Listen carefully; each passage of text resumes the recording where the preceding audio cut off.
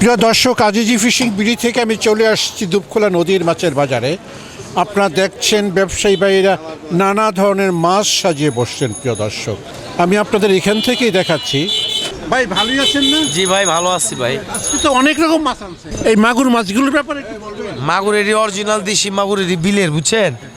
এটি মাওয়ার বা শরীয়তপুরের মাছ, খুব ভালো মাছ। কেমন দাম আছে? এটি 1300 চাই, 1200 চাই, 1100 টাকা কেজি বিক্রি করি। কয়টায় 1 কেজি? এটা 5 টাকায় হবে 1 কেজি, 4 টাকায়।